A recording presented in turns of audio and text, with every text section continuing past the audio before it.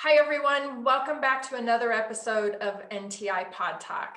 This is the forum where we talk to people within the NTI community, people outside of the NTI community, people who are interested in food, in health, in how to bring those two things together. We talk to students, we talk to instructors, we talk to grads, and we talk to professionals in the field. So today, I'm very pleased to welcome Luke Terry. Luke Terry is a licensed acupuncturist, and I know he has a lot of other things that he does and other certifications that he'll probably talk about and enlighten us about. But Luke is doing an event here at NTI, an upcoming event called Introduction to Cannabinoid Therapeutics. We're going to talk more about that as we move into this discussion. I kind of want to do some introductory discussion first. So welcome, Luke. Thank you so much for being here. I'm really happy to be able to talk to you. It's always a fun experience to be able to talk to you. I learn things every time I talk to you. So you're a very interesting person. So thank you for being here. Thank you very much, Dan. It's wonderful to be here, and I've always enjoyed talking with you as well. And I really enjoy interacting with the Nutrition Therapy Institute faculty and students. You have a wonderful institution, and I'm happy to be a part of it in any way I can. Great. Well, thank you so much. So I would like to know kind of your history. What got you interested in TCM, traditional Chinese medicine, and acupuncture? Those two things oftentimes go together. What got you interested in that? And then where did you go to school to become, or to start your journey on becoming this expert? Yes, great question. Thank you. So I was originally an undergrad here in Boulder at the University of Colorado studying journalism, and I became interested in Taoist philosophy. I was taking Tai Chi at the time, just a weekend class in the park. It was not associated with the university, and found the practices fascinating. And the University of Colorado has one of the largest East Asian collections of literature and history books. And I just stumbled across it and found it to be entirely fascinating. So that sparked a really profound interest in health and well-being. And that led over the course of a number of years to studying Chinese medicine. And so I changed my undergraduate focus to biology, chemistry, and nutrition. And first became a nutritionist, and then later began studying. I studied at a number of different graduate schools, but I completed my studies at Emperor's College of Traditional Oriental Medicine in Santa Monica, which is one of the top schools of Chinese medicine in the country, and really enjoyed the opportunity to study with a number of experts from China, Taiwan, Japan, Korea, and got a really deep and broad education in all things Oriental medicine, including acupuncture, herbology, Qigong, Tai Chi. And then from there, I went on to study functional medicine, and I've done some teaching on that, as you know, and I've enjoyed about 13 years in private practice as an acupuncturist. Fascinating. So you went to Santa Monica to go to school. It wasn't an online program. You went there, were in person. Yeah. I think that the in-person experience is exciting, and I love the in-person experience, but I can imagine for this paradigm, this philosophy in particular, it would be really helpful to be in person. So that's great. That's right. Yeah. For acupuncture, you really need the hands-on education. And it's also very helpful, maybe not necessary for herbal medicine, because we can study the herbs, we can have herbal samples and things like that in an online environment. We are seeing many of those kinds of classes pop up, but for acupuncture, definitely we need in-person instruction. Yeah, definitely. Yeah. So do you still obviously you still practice, you still do acupuncture? I do. Yeah. It's my private practice is a small part of what I do. I provide online education, as you know, with NTI and elsewhere. And for the last 5 years, I've also been very active in the hemp and cannabis industries as a consultant. And that's been a fascinating field of endeavor. It's taken me around the world. I've had consulting clients in all over North America, Mexico, Europe, and have been to Asia working as a consultant as well. Nice, nice. Well, we're going to talk more about that. So just in your, as you say, very small portion of what you do professionally, in your practice, like what kinds of health complaints? What kinds of issues do people have when they come to an acupuncturist or a TCM practitioner? What kind of things? Well, I guess one thing is, is there a crossover between what the health conditions people are experiencing when they go to a conventional medical practitioner? Are they also with those same sort of mainstream health complaints coming to a practitioner like yourself? And what kind of things are you seeing in your practice? Great question. So with acupuncture and Oriental medicine, we can address anything that Western medicine can address, and then quite a few more as well. Western medicine doesn't have the breadth and depth of knowledge in treating psychospiritual and emotional disorders. It can be used for consciousness. It can be used for many different things. I got my start actually in fertility. I ran a fertility practice for the first 4 or 5 years that I was practicing as an acupuncturist. My senior internship was in fertility, and I worked with board certified Western endocrinologists and people that were practicing at a very high level in the fertility field. And that was really a wonderful experience. And it gave me a deep breadth of knowledge with hormones. And they're really the basis for life in some ways, or at least the basis for our vitality. And then that practice, it was interesting, but I actually found it kind of stressful because when people have trouble getting pregnant, it can be a very emotional experience. It can be very taxing for the patient and the practitioner. So I've just followed my interest at that point, and I shifted my specialty into orthopedics and got certified in doing injection therapies. So in Colorado, we're one of about 6 states where acupuncturists can inject therapeutic substances. And so I completed several injection therapy trainings and have worked at a fairly high level with Western doctors, chiropractors, and orthopedists, doing sports medicine oriented injection therapies to help people regenerate soft tissue, cartilage, ligaments, tendons, fractures, post-surgical, things like that. Nice. And that's still an area of interest of mine. I still do some of that work with an orthopedic group based in Silverthorne, Colorado. And lately it's really been much more of a general practice. With COVID, I have seen a number of pre, during, and post-COVID patients. And I've also seen a few people for vaccination injuries. And that's been a pretty fascinating experience as well. Nice. Cool. So how long in total have you been practicing? I've been practicing nutrition for about 18 years. And I've been practicing acupuncture for about 13. Nice. Wow. And I do integrate nutrition. It's really a foundation of what I do. I really seek to treat people holistically, mind, body, and spirit. And really that has to start with mindset, how people view themselves, their self-identity, and how that translates into their everyday habits, their nutrition habits, their self-care habits, their sleep, their digestion. So I look at all of that and assess all of that, and then work that into the treatment plan, no matter what I'm treating, whether it's fertility or orthopedics or consciousness or really anything. Yeah, I think that's so important to acknowledge that all of these different modalities have their importance, have their value, but not one of them stands alone as the path to reach whatever health goals you have for optimal wellness.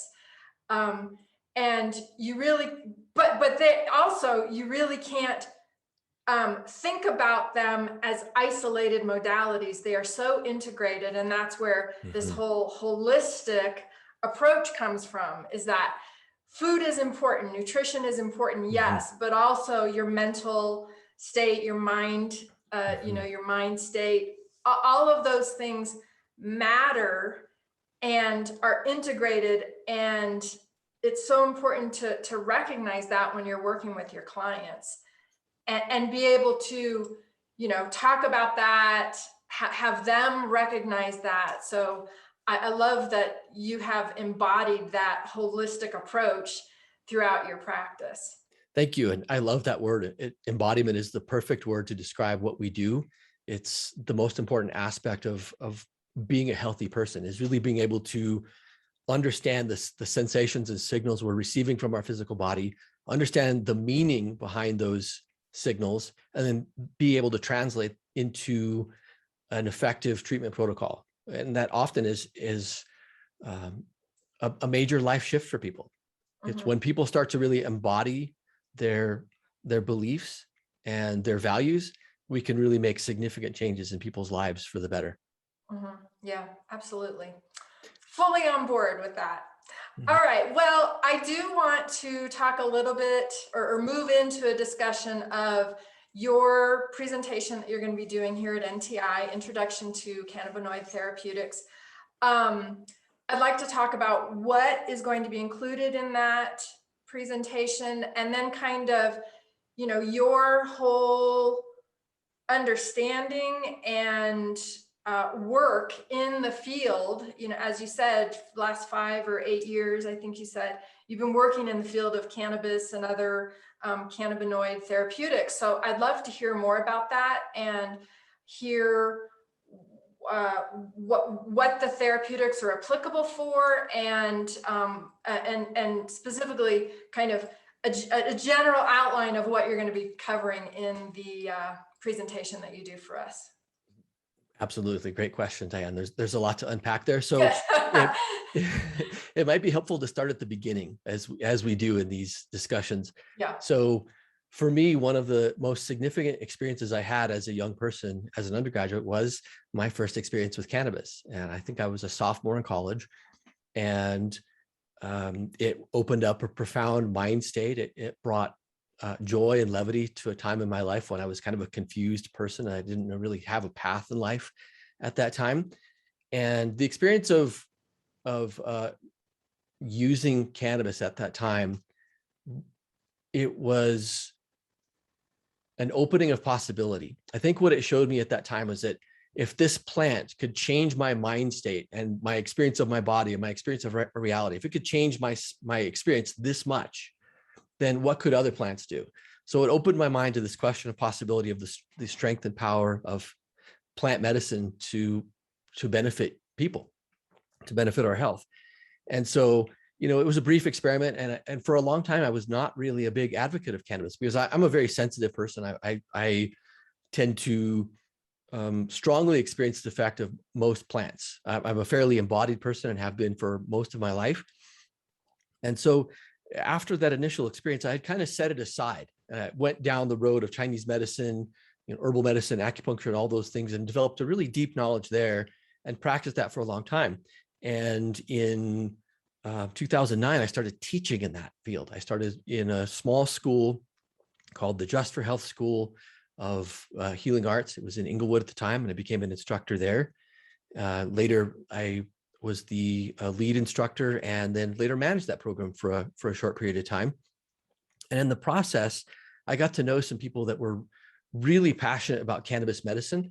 And this was right around the time in Colorado here where we legalized recreational marijuana and also medicinal hemp. And so I was fortunate enough to meet people who were some of the early adopters for medicinal hemp, for CBD, really. What most people understand is CBD, although there are many other cannabinoids, and we'll discuss those here shortly. And they brought some very high grade organic hemp, which really, to me, resembled high grade marijuana that you would find at a dispensary, other than the fact that the THC levels were very, very low, and the CBD levels and the terpene levels and all these other wonderful plant molecules in this plant were very high. And because I had a strong background in extracting herbs, and I've extracted hundreds of herbs at that point through both ancient and modern methods, I was actually quite successful at being able to create high grade CBD extracts. And this plant material was just given to me to experiment with. And so I started using it on my patients, and God bless them for allowing me to allow, they were my guinea pigs, really, willingly. And I saw, in combination with Chinese medicine, with herbal medicine, some really profound shifts in people. And that really opened my eyes to what was possible with this plant. And so simultaneously, I started treating a bunch of patients with CBD and Chinese medicine simultaneously. And then I started working with companies as a consultant to help them optimize their extraction methods. Because at that time, most of the people that were involved in the hemp industry were cannabis people. And cannabis extraction focuses on creating smokable products primarily, especially at that time. This was early in the industry, 2015, 2016. And most people had no experience in creating high-grade oral medications from plants. And so that expertise just took off. My business as a consultant just took off, and I found myself consulting with some of the most innovative early adopters in cannabis and hemp. And so from there, I started studying as much as I could. I was fascinated with how everything was rolling out, with the results that people were getting. I was seeing people being cured of chronic diseases that other natural medicines were not able to treat. And so it's just been a deep dive in the endocannabinoid system for me for the last 5 years. Yeah, yeah. Well, I guess one question that I have, and I'd like you to expand on if you can, is do you have to actually do THC containing cannabis products to get the results that you're looking for? Or can you get the same benefits from doing CBD that is low TH or THC or even zero THC if you believe the analyses that people are providing? So can you talk about those differences in effects that you get from two pretty different products based on their chemical constituents? Absolutely. Great question. And there's a lot of insight to be gained from that question. So first of all, the highest grade products, the most effective products I've worked with, have the full spectrum of cannabinoids, terpenes, polyphenols, even the waxes and the chlorophyll. We call these a whole plant or a full spectrum extract. So in other words, we're not taking anything out. And so that finished product will have whatever level of THC is endemic to that plant when it's harvested. Right. And that's based on environment, soil conditions, the amount of rain that they got, the amount of sun exposure, the time, to harvesting. That's correct. That influences the amount of THC. Yeah. A big part of it is genetic, but you're right. Absolutely. Maybe let's say 50% of it is genetic roughly. Yeah. And then all of those other influences impact how much THC expresses in the plant. So THC is responsible for only a small part of the therapeutic effect in what we would call the entourage effect. And the entourage effect is this idea that the sum of the parts of all of the different medicinal molecules is greater than any one by itself. And there's plenty of scientific evidence to validate that. In fact, we find that when people are using pure isolated pharmaceutical grade CBD, say 99.9%, a USP grade, that sometimes the therapeutic effect will plateau and even go backwards because those other molecules prevent the creation of a tolerance. And that's what happens with almost every molecule that we can talk about from nature. We develop a tolerance. And so we develop a tolerance much faster to pure extracts than we do to something that has a full spectrum, that has the entourage effect. It also varies by condition. So there are only a small handful of conditions that seem to respond to THC only or to a high level of THC. One off the top of the head that I can think of is glaucoma. Glaucoma has been shown to respond very well to high THC preparations, but almost everything else that we can speak of in terms of treating conditions benefits from a high CBD full spectrum extract.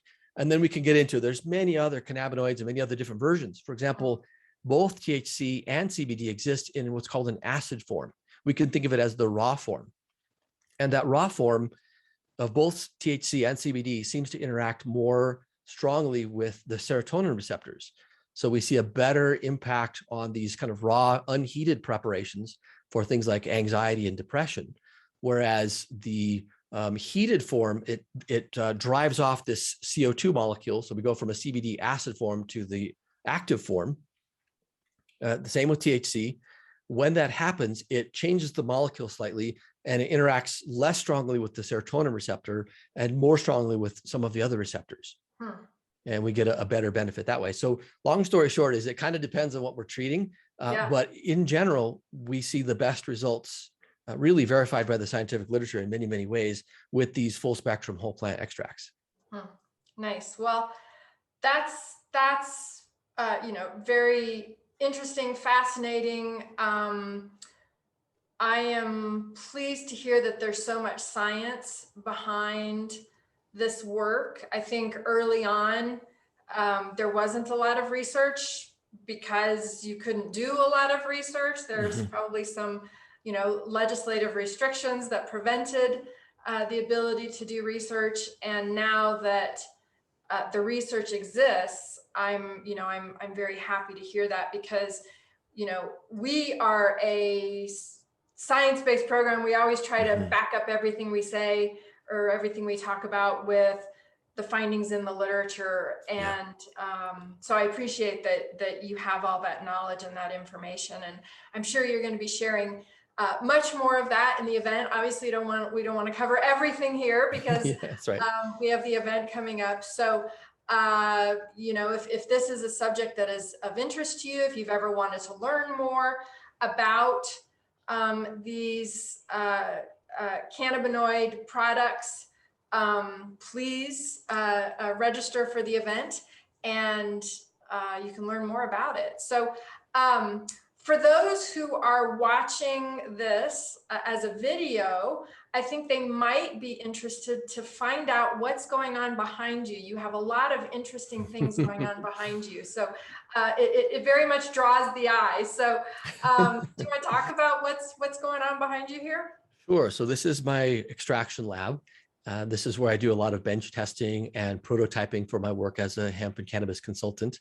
And so what you're seeing back there in the brown glass bottles, there are about 120 different species of Chinese, Western, and Ayurvedic herbs that I've extracted, mostly with ethanol, and also numerous different strains of cannabis and hemp that have been extracted either with ethanol or with coconut oil. And we find that coconut oil and its slightly more refined cousin, MCT oil, medium chain triglyceride oil, is a really potent carrier oil and a solvent that extracts the material without any other harmful chemicals. And so this is the kind of testing that I do for my clients. I teach them how to do it. I teach businesses how to extract, how to do the FDA GMP compliance, how to formulate products. And also on the business side, I work with companies to develop marketing strategies, product launches, and things like that. Fascinating. Well, I appreciate that you didn't mention that you're using chemicals for extraction. I think that's potentially not a standard that some people, some companies really look to achieve. And, I appreciate that. I think our audience appreciates that, because we're always looking for clean products and things that aren't extracted or infiltrated in any way with chemicals that we don't want introducing into our bodies. Well, that's a good point, Diane, and that's something we'll talk about extensively in the class we're doing at NTI. Because of my experience in extraction, we're going to go through it at a high level, kind of the 50,000-foot view of the different types of extraction and their strengths and weaknesses, and also any residual compounds that can be left. So, for example, a lot of the larger mainstream CBD companies, in order to keep up with demand, they've gone to some of these very high efficiency extraction techniques that use things like butane or propane. These are hydrocarbons and they are toxins. And through post-processing, we can remove much of those hydrocarbons from the finished product, but you'll never remove it all. It's impossible to remove it all. And it's expensive to remove it as well. It adds time to the process. And the whole reason why companies go to that kind of a processing is because it's fast and efficient. So we'll talk about what to look for in terms of a really high potency, pure product with no man-made compounds that's extracted with either CO2 or ethanol or the lipid extraction. There's a number of other techniques, but we'll cover the main ones in our class, and how to vet them, how to ask for test results. One thing that's really happened that's a very positive development in the hemp industry over the last 5 years is the rise of third-party testing. And so most of the reputable companies will make available upon request some test results. And we're actually going to look at test results from different labs in the class and understand what they mean. Great. Wow. Sounds exciting. All right. Well, this has been a really interesting conversation. As I mentioned, I always learn something new when I talk to you, so I appreciate that. I think we'll end it by asking you, how do people find out about you? Where are you in the World Wide Web? And so they can learn more about you. Absolutely. So you can find my personal website at lucejtera.com. And the other cannabinoid class that I teach that's related to this class material we're offering a more extensive master cannabinoid practitioner training that will launch this fall. It'll be launching very soon. And that can be found at blisspractitioners.com. Great. And between those two websites, you can find all my social media links and other places to reach me. In fact, I even have a Calendly link there if people want to book a brief consultation session. I do a free brief consultation for patients and for businesses that might want to engage my services. Nice. Very good. And for those of you who are interested in taking Luke's course or class that he's having here, you can go to our website, ntischool.com. On the events page, there is a description of the event as well as a link to purchase tickets for that. So, all right. Well, Luke, thank you so much for your time today. It was really interesting and fascinating to talk to you. And I appreciate that you took the time to be with us on the PodTalk. And I wish you the best for the rest of your day. And same thing for all of you who are watching and listening. So thanks. Thank you, Diane. It was a pleasure to talk with you, and it's an honor to work with NTI. Thank you. Have a great day. Thanks, you too.